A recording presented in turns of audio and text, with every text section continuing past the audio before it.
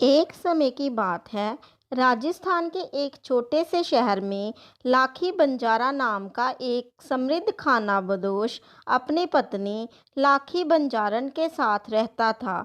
Lucky Banjara के पास बकरियों, भेड़ों और बैलों का एक बड़ा झुंड था। वह और उसकी पत्नी पशुधन बेचने के लिए एक क्षेत्र से दूसरे क्षेत्र की यात्रा करते थे। एक दिन वह नमक बेचने के लिए सांभर से सिद्ध की ओर चल पड़ा। उसकी पत्नी बंजारन ऊंट पर उसके साथ थी। रास्ते में उन्हें एक लड़का मिला जिसकी भेड़ें चरगाह में चर रही थी। जैसे ही जोड़े ने देखा, लड़का चरगाहों के पास तालाब के पास चला गया और तालाब के किनारे लेट गया। उसने तालाब से पानी वैसे ही उठाया जैसे कोई जानवर उठाता है। बंजारे ने इससे बंजारन की ओर इंगित किया और टिप्पणी की कि यह लड़के के चरवाहे के चरित्र को दर्शाता है। यह बिल्कुल निश्चित नहीं था कि क्या ऐसा था। बंजारन ने उत्तर दिया, इसका लड़के की कंपनी से अधिक लेना देना है। लखी बंजारा ने उत्तर दिया कि मवेशी चाराना लड़के के खून में है, इसलिए यह वंशगत है।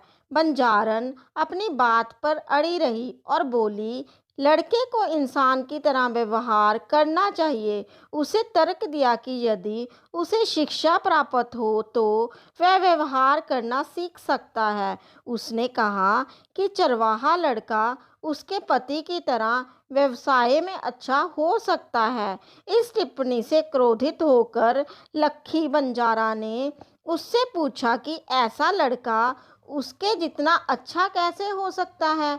बंजारन ने घोषणा की कि वह लड़का सिर्फ उसके पति की बराबरी नहीं करेगा बल्कि एक दिन उससे आगे निकल जाएगा और उसका मालिक बन जाएगा। क्रोधित बंजारा उसे जंगल में छोड़ के सिंध की ओर चला गया। इसी बीच बंजारन लड़के के पास गई और उसे अपनी बात मानने के लिए मना लिया।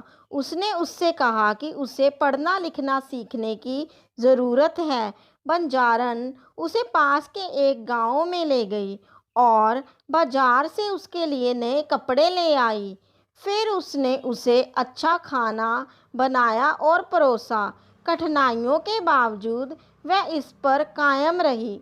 आखिरकार वह लड़के को पढ़ना लिखना, व्यवहार करना और दूसरों के साथ बातचीत करना सिखाने में कामयाब रही।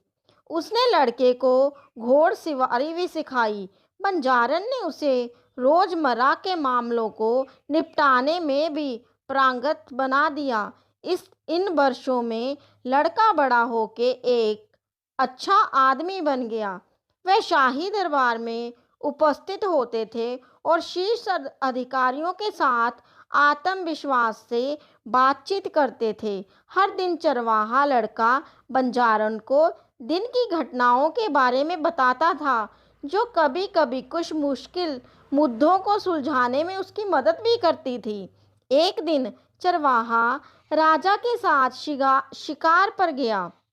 जंगल में एक हिरन का पीछा करते करते राजा अपने दल से दूर चला गया। हालांकि वह लड़का जो उसका करीब से पीछा कर रहा था ने राजा को अपना भोजन और पानी दिया। जब राजा अपने घोड़े की काठी पर सोता था तब वह भी पहरा देता था। लड़के से प्रसन्न होकर राजा ने उसे इनाम दिया। लड़के ने उत्तर दिया कि उसे क्या चाहिए।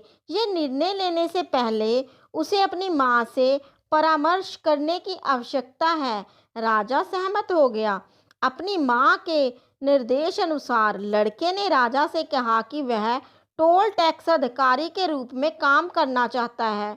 उन दिनों ये एक प्रतिष्ठा का पद था, क्योंकि अपने माल के साथ सीमा पार करने वाले सभी व्यापारियों को कर का भुगतान करना पड़ता था और अधिकारी से संबंधित परमिट प्राप्त करना पड़ता था। एक चतुर महिला होने के नाते बंजारन को पता था कि देर सवेर लखी बंजारा को अपने सामान के साथ सीमा पार करना होगा। उसने लड़के को निर्देश दिया कि वह उसे बताए बिना किसी भी व्यापारी को देश में ना आने दे। जैसा कि उपेक्षित था, लखी बंजारा जल्द ही अपना सामान लेकर आ गया।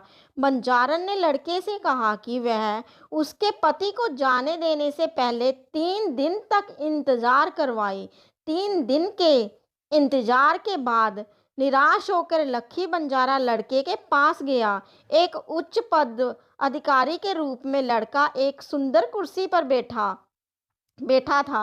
बंजारा झुक गया और उससे अपना टोल टैक्स चुकाने की विनती की ताकि देरी से उसके व्यवसाय को कोई नुकसान ना हो। तभी बंजारन अंदर आई। लड़के ने उसके पैर छुए। लखी बंजारा ने तुरंत अपनी पत्नी को पहचान लिया। तब बंजारन ने अपने पति को बताया कि जो लड़का उसके सामने खड़ा है वह वही चरवाहा है जिसे उसने इस अच्छे युवक के रूप में तैयार किया था। बंजारे को अब लड़के की याद आई और उसने अपनी पत्नी और पूरब चरवाहे दोनों से माफ़ी मांगी। तो दोस्तों, इस कहानी से हमें यही शिक्षा मिलती है कि अगर हमारे पास अच्छे साधन हो तो हम भी कुछ भी कर सकते हैं अपने जीवन में। अगर कहानी अच्छी लगी हो तो मेरे चैनल को सब्सक्राइब ज़रूर करिए और लाइक शेयर कमेंट भी करिए।